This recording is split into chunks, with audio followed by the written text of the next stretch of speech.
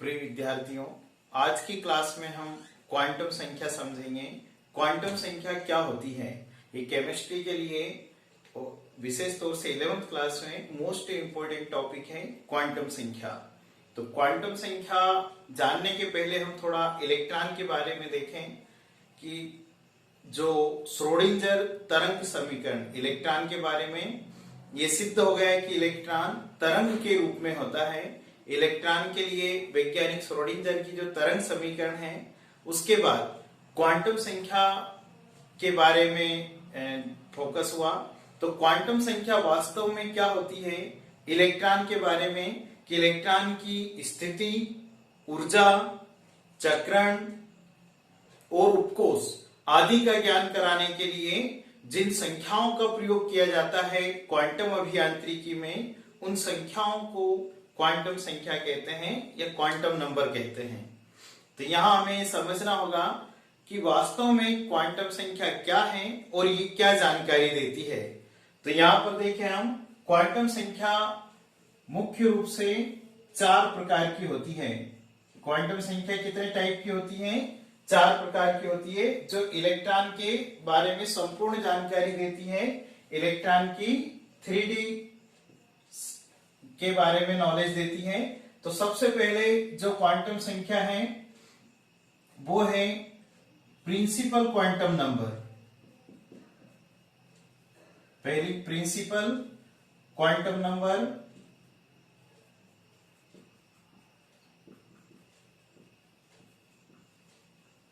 चारों टाइप के हम नाम लिख रहे हैं। हिंदी बोलते इसे मुख्य क्वांटम संख्या,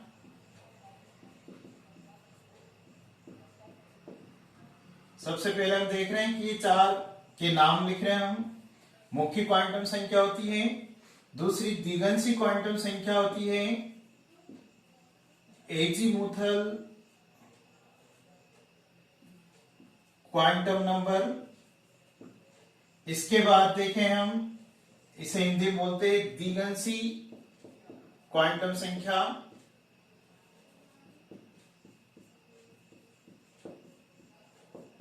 ओके, एजीमुथल क्वांटम संख्या, क्वांटम नंबर। तीसरी होती है मैग्नेटिक क्वांटम नंबर। ओके, चौथी होती है, सबसे पहले तीनों क्वांटम संख्या जो 3D स्ट्रक्चर इलेक्ट्रॉन के बारे में जानकारी देती, मुख्य क्वांटम संख्या, azimuthal quantum number, magnetic quantum number. फिर चौथी बाद में चक्रण क्वांटम संख्या, ये मैग्नेटिक चुंबकीय क्वांटम संख्या। ओके, चौथे टाइप की जो क्वांटम संख्या है वो चक्रण या स्पिन क्वांटम नंबर, हिंदी बोलते हैं चक्रण क्वांटम संख्या। ओके, तो क्वांटम संख्या वास्तव में कितने प्रकार की होती है? 4 प्रकार की होती है। आप देख रहे हैं, प्रिंसिपल क्वांटम नंबर यानी मुख्य क्वांटम संख्या, एजीमुथल क्वांटम नंबर द्विगंशी क्वांटम संख्या, मैग्नेटिक क्वांटम नंबर चुंबकीय क्वांटम संख्या, चौथी जो बाद में स्पिन क्वांटम नंबर चक्रण क्वांटम संख्या। अब यहां हम इन एक क्वांटम संख्या के बारे में देख रहे हैं कि हमें ये क्वांटम संख्या इलेक्ट्रॉन के बारे में कौन सी जानकारी देती है। चारों क्वांटम संख्या इलेक्ट्रॉन के बारे में महत्वपूर्ण जानकारी देती है। तो यहां हमें देखना है कि मुख्य क्वांटम संख्या, चारों के बारे में हम डीप में पढ़ रहे हैं। तो पहले नाम लिखने चारों क्वांटम संख्या, फिर यहां पहली क्वांटम संख्या को एक्सप्लेन कर रहे हैं, प्रिंसिपल क्वांटम नंबर, मुख्य क्वांटम संख्या। तो यहां पर आपको देखना है कि इस मुख्य क्वांटम संख्या को, प्रिंसिपल क्वांटम नंबर को स्मॉल n से डिनोट करते हैं। किससे व्यक्त करते हैं? n से। तो यानी n, ये मुख्य क्वांटम संख्या को n से व्यक्त करते हैं। अब हमें यहां ध्यान देना है, ये सीखना है कि ये क्वांटम संख्या इलेक्ट्रॉन के बारे में कौन सी जानकारी देती है। तो मुख्य क्वांटम संख्या जो है, जिसे n से व्यक्त करते हैं, यह क्वांटम संख्या इलेक्ट्रॉन के मुख्य मुख्य ऊर्जा स्तर,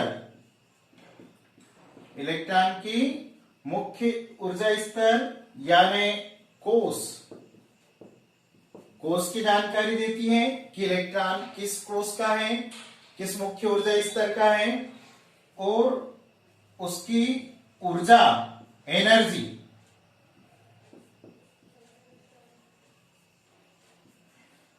इसका ज्ञान कराती है मुख्य क्वांटम संख्या। किसका? उसके मुख्य ऊर्जा स्तर कोष का और ऊर्जा का ज्ञान कराती है एन क्वांटम नंबर। अब यहां ध्यान देना है कि ये जो मुख्य ऊर्जा स्तर है, तो हम किसी परमाणु के नाभिक के पास देखें तो ये दीर्घ वृत्ताकार पथ या मुख्य ऊर्जा स्तर जो होते हैं, इसके लिए हम लिखते हैं के एल एम, इस तरह से कक्षा की संख्या बढ़ती जाती है। तो ये मुख्य क्वांटम संख्या नाभिक से डिस्टेंस का ज्ञान कराती है, किस ऊर्जा स्तर का है इलेक्ट्रॉन और उसका ऊर्जा लेवल। जैसे जैसे परमाणु में नाभिक से डिस्टेंस बढ़ती है, ऊर्जा स्तर की जो यानी कोष है, इनकी ऊर्जा में वृद्धि होती जाती है। इस तरह से एनर्जी बढ़ती जाती है। तो हम यहाँ देख रहे हैं मुख्य क्वांटम संख्या n, तो ये क्वांटम संख्या ज्ञान कराती है n इक्वल टू 1 यानी पहले कोष का इलेक्ट्रॉन है, n इक्वल टू यानी l यानी दूसरे कोष की बात कर रहे हैं, n की वैल्यू 3 यानी m यानी तीसरा एनर्जी लेवल है, यानी तीसरी कक्षा है, n की वैल्यू 4 है यानी KLMN यानी चौथी कक्षा लेवल है, एनर्जी लेवल है, n की वैल्यू 5 है KLMNO। इस तरह से कक्षा का नंबर बढ़ने पर क्वांटम संख्या n की वैल्यू इस तरह से बढ़ती जाती है।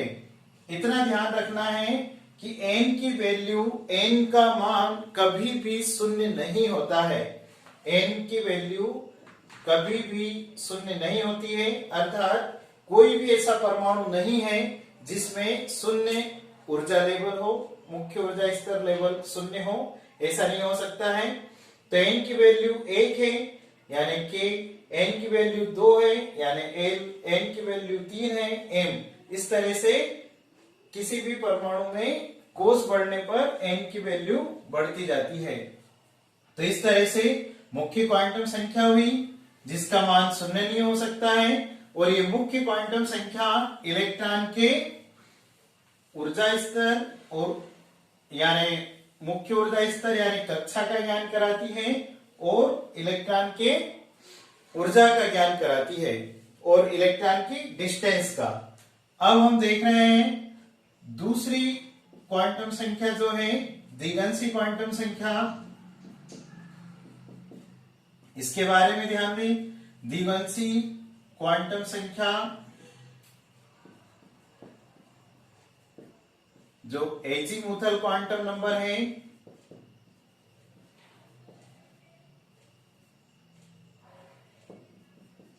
ओके, एजीमुथल क्वांटम नंबर है द्विगंशी क्वांटम संख्या।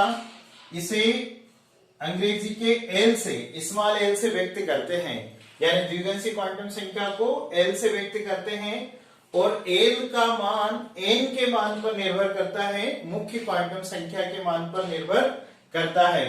ठीक है, यदि n बराबर 1 है, पहली कक्षा है, तो हम जानते हैं पहली कक्षा जो होती है उसमें a सुबकोश आता है। ठीक है, तब l की वैल्यू 0 होगी, यानी पहले आप देखना है कि द्विगंशी क्वांटम संख्या को हम l से व्यक्त करते हैं और यह क्वांटम संख्या किसका ज्ञान कराती है, यानी द्विगंशी क्वांटम संख्या इलेक्ट्रॉन किस उपकोष का है, s का है, p का है, d का है, f का है, किस उपकोष का है उसका ज्ञान कराती है। तो हमें यहाँ देखना है कि l की वैल्यू किस किस कंडीशन में क्या होगी, यानी n की वैल्यू 1 है, पहली कक्षा है, तो s उपकोष के लिए l की वैल्यू भी 0 होगी। l का मान n के मान पर निर्भर करता है।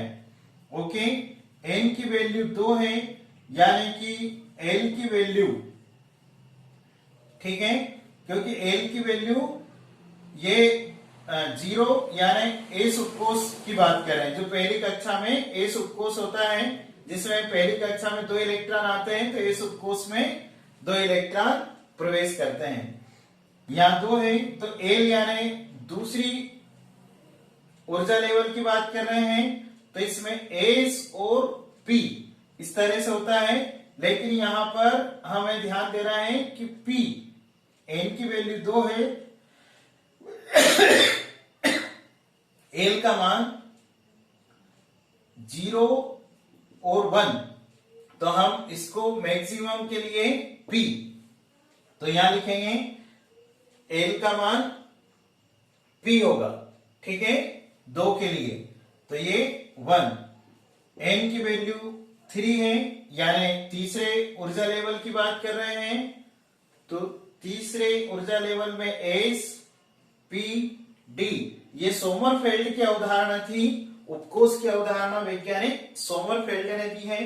तो n की वैल्यू 3 है, तो L का मान 0 1 2 होगा, ठीक है, अर्थात डी उपकोष, ठीक है, डी उपकोष की बात कर रहे हैं। तो यहां पर हम 0 1 ना लिखते हुए 2 को लिख सकते हैं, यानी 2 है तो इसके पहले 1 होगा और 0 होगा, ठीक है। आप जानते हैं सबसे कम ऊर्जा S की, फिर उसके बाद P की और D, इस तरह से उपकोष की ऊर्जा लेवल बढ़ती जाती है। N की वैल्यू 4 है, तो L का मान 0 1 2 3, लेकिन हम मैक्सिमम लिखते हैं 3, तो इसलिए हम लिख सकते हैं L इक्वल टू 3, अर्थात एक उपकोष, ओके। अब यहां पर n का मान 5 भी हो सकता है, लेकिन ये f के बाद g SPDFG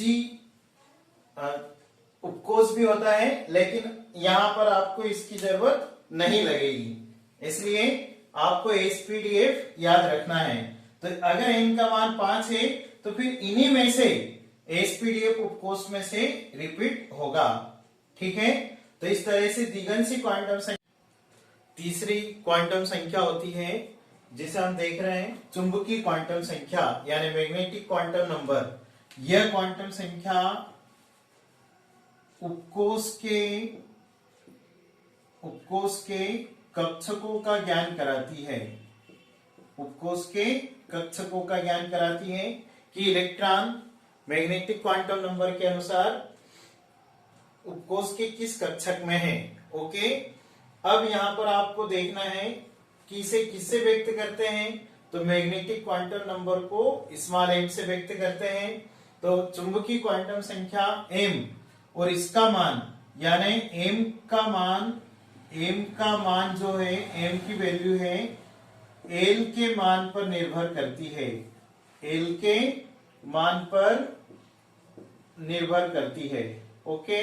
किस तरह से निर्भर करती है यहां देखना है कि l बराबर 0 है, यानी s उपकोष है, तब m बराबर भी 0 होगा, क्योंकि एक s उपकोष में एक ही कक्षक है।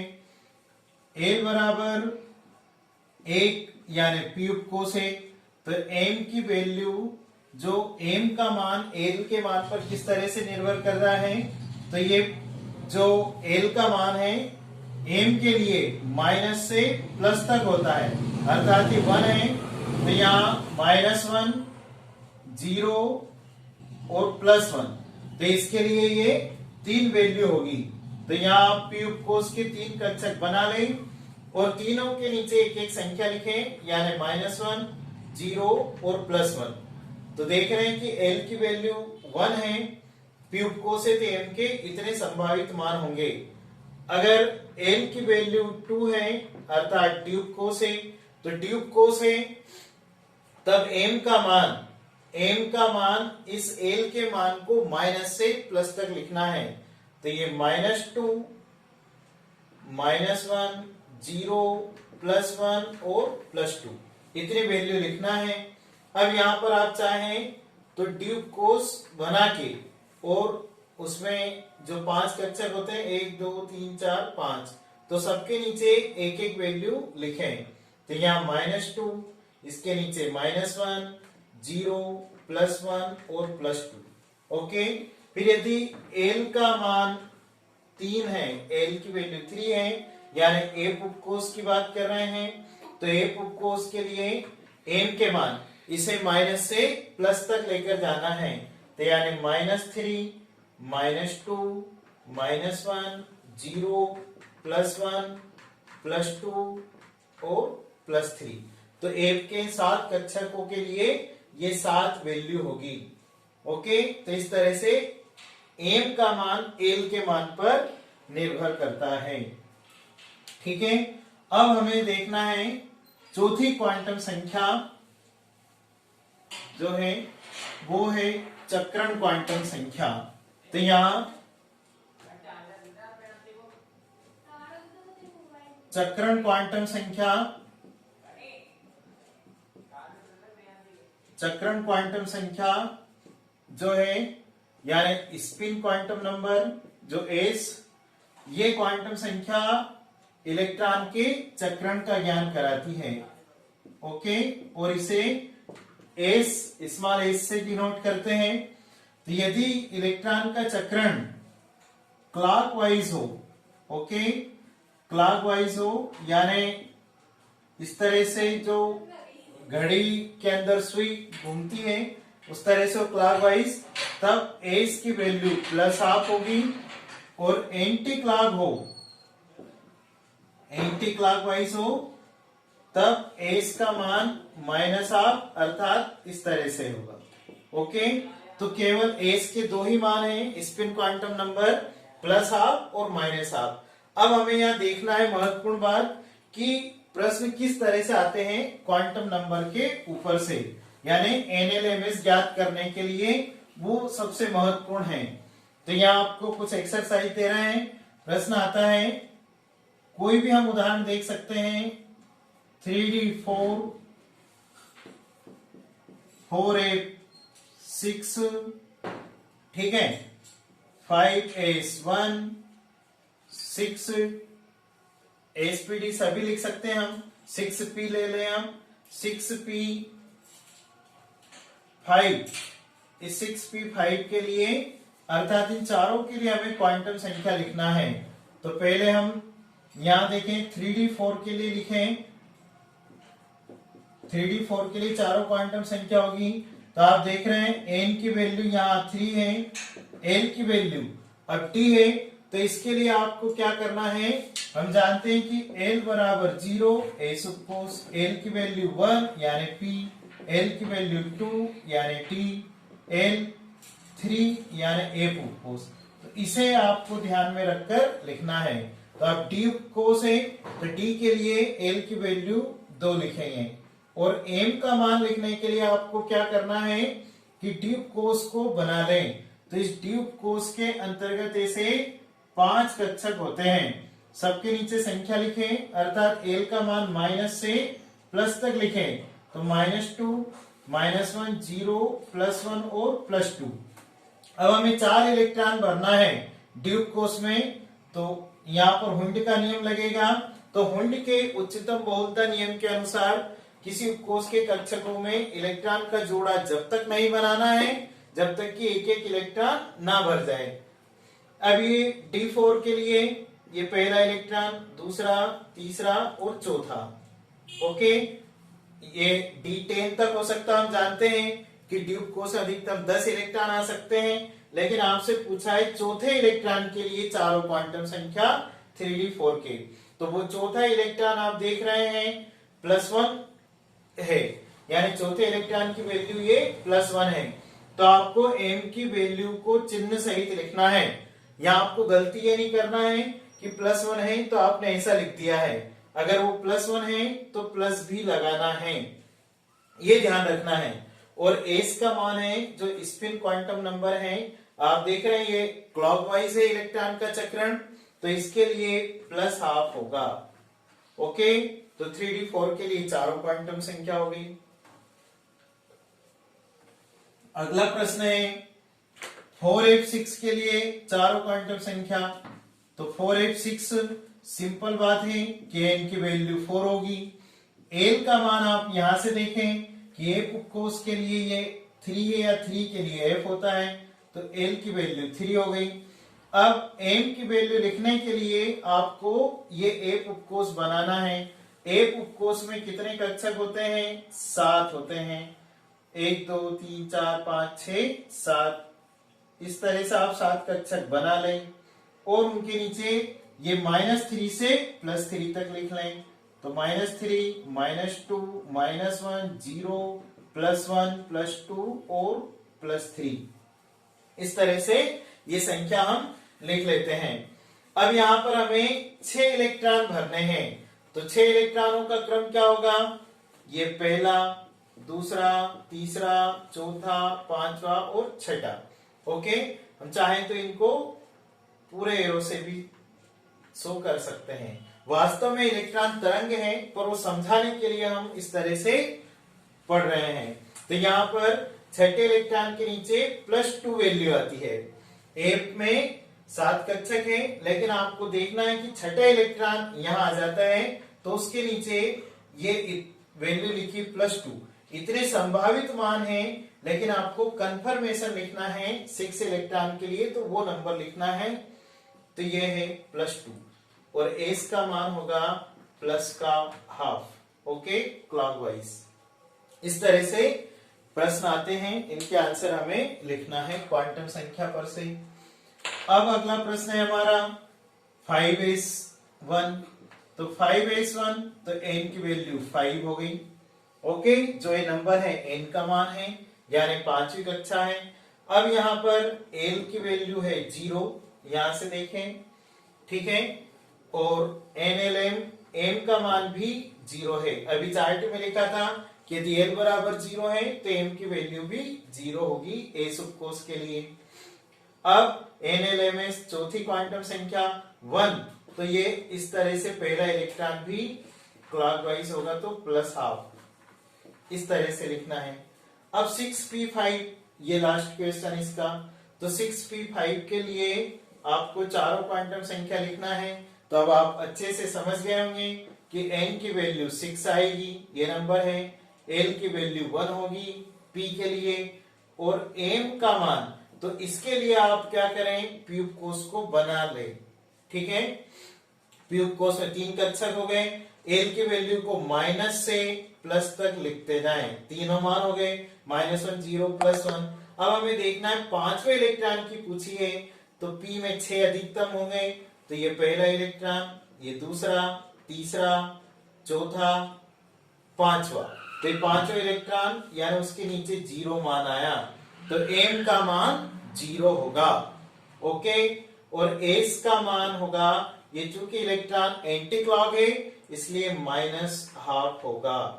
इस तरह से ये प्रश्नों का हमने हल करा है कि किस तरह से क्वांटम नंबर से प्रश्न आते हैं।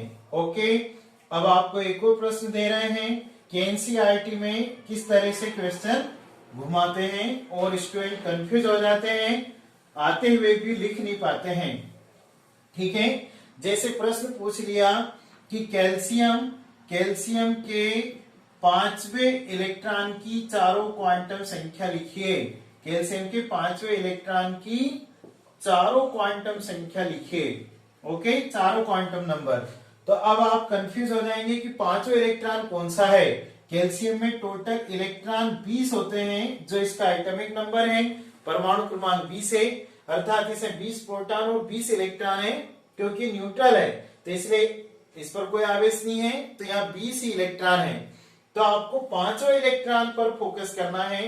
तो 5वां इलेक्ट्रॉन कहाँ आता है, 1s2, 2s2 और 2p1।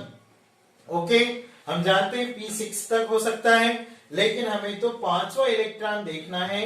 तो 2 2 4 और 1 5, तो 5वें इलेक्ट्रॉन के लिए यानी 2p1 के लिए आपको चारों क्वांटम संख्या लिखना है। अब आसान हो गया, तो n की वैल्यू 2, l की वैल्यू 1, m की वैल्यू, अब देखें p के लिए आप, ये सबसे आसान तरीका है, ऐसे बनाएं और -1 0 +1 लिखें और ये पहला इलेक्ट्रॉन जो यहाँ आता है उसके नीचे आप देख रहे हैं -1 होगा, तो m की वैल्यू -1 है और s का मान +½ है। समझ पा रहे हैं कि कैल्शियम के 5 इलेक्ट्रॉन, न केवल कैल्शियम का, यानी बोरान से शुरू होता है 5 इलेक्ट्रॉन, तो जितने भी उसके ऊपर जो एटम है उन सबके 5 इलेक्ट्रॉन 2p1 में ही आएगा। हाँ, इस तरह से पूछ सकते हैं। अगर ऐसा पूछ रहे कैल्शियम के 6ठे इलेक्ट्रॉन, तो फिर हमें लिखना है 2p2, ये 6ठा इलेक्ट्रॉन हो गए, इसके लिए चारों क्वांटम संख्या लिखना है। ओके, फिर 7वें इलेक्ट्रॉन के लिए 2p3, इस तरह से प्रश्न आते हैं। ठीक है, अब हमें एक और प्रश्न जो पूछे जाते हैं वो भी ध्यान देना, किस तरह से कंफ्यूज करते हैं।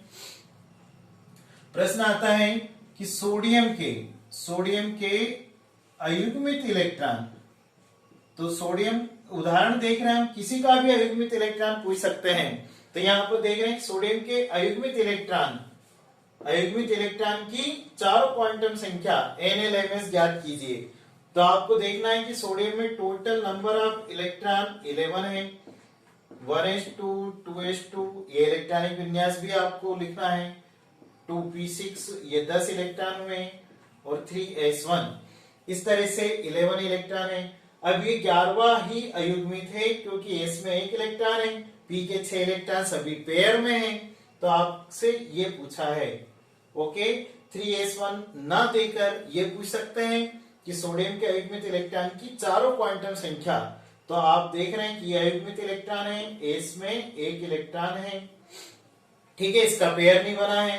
अब यहाँ n की वैल्यू 3, l की वैल्यू 0 और m का मान भी 0, m का मान इस पे डिपेंड करेगा, तो s के नीचे 0 ही आएगा m की वैल्यू। अब s +½ ओके, तो ये है आंसर कि सोडियम के अयुग्मित इलेक्ट्रॉन की चारों क्वांटम संख्या की वैल्यू क्या होगी। इसके अलावा और भी जो प्रश्न करने के तरीके हैं वो पूछते हैं कि यदि l की वैल्यू 3 है तब m के संभावित मान लिखिए, यानी कितने मान संभावित है।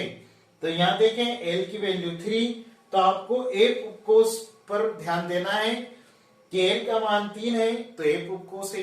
अब एक उपकोष बना लें आप, तो एक उपकोष में आप 7 कक्षक बनाएंगे इस तरह से, 1 2 3 4 5 6 और 7। और अगर नी भी बनाए तो आपको अभी बताया है कि इसे माइनस से प्लस तक लेकर जाना है, तो चाहे तो इसके नीचे लिख लें -3 -2 -1 0 +1 +2 और +3।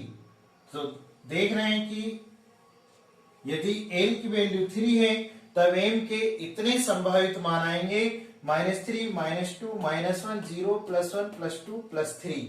इस तरह से क्वांटम संख्या के ऊपर से प्रश्न आते हैं। ओके, एक और एक्सरसाइज देख लें आप लास्ट, तो आप इसके बारे में अच्छे से समझ सकेंगे और आपको पूरा कॉन्सेप्ट क्लियर होगा क्वांटम संख्या का कि किस तरह से प्रश्न आते हैं। यहां प्रश्न ऐसा पूछा है कि यदि n की वैल्यू 4 है, ओके, l की वैल्यू 1 है, m की वैल्यू +1 है, बना के दे सकते हैं, और s की वैल्यू -½ है। ठीक है, इतनी वैल्यू देने के बाद पूछेंगे इलेक्ट्रॉन किस उपकोष का होगा। ओके, अर्थात अब आपको देखना है, तो इन वैल्यू से आप देख पा रहे हैं कि n की वैल्यू 4 है तो आप 4 लिखें, l की वैल्यू 1 है तो आप ध्यान रखें कि p के लिए 1 होता है तो यानी 4p। ये छोटा सा चार्ट आपको ध्यान रखना है, 4p हो गया। अब आप p को बना लें इस तरह से, p उपकोष में 3 कक्षक बना लें और m की वैल्यू -1 0 +1 होती है p के लिए m का मान। अब इन्होंने दिया है +1, अर्थात इस कक्षक की बात कर रहे हैं +1। ठीक है, तो आपको यहाँ ये इलेक्ट्रॉन फिर आगे भी जाना है, फिर यहाँ भी जाना है। अब आप देख रहे हैं तीसरे इलेक्ट्रॉन के लिए भी प्लस हाफ है, लेकिन फिर आप देखें कि इसका मान माइनस हाफ है, जबकि इसके लिए तो प्लस हाफ होता है, ये ध्यान रखना है। तो अर्थात तीसरे इलेक्ट्रॉन की बात नहीं कर रहे हैं। ओके, तो फिर देखें यहाँ के इलेक्ट्रॉन की बात कर रहे हैं, लेकिन पहले इधर से भर के आएगा, तो वापस तो 3 इलेक्ट्रॉन हो गए, फिर ये चौथा, ये पांचवा और ये छठा।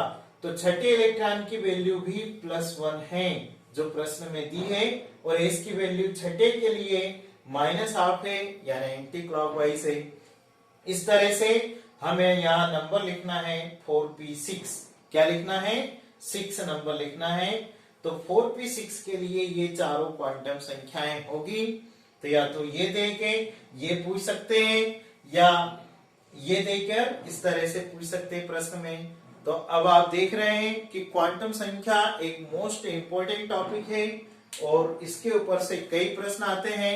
इसका कॉन्सेप्ट क्लियर होना बहुत जरूरी है। ओके, तो हमें उम्मीद है कि आज की क्लास से आप क्वांटम संख्या अच्छे से सीख पाए होंगे। थैंक्स।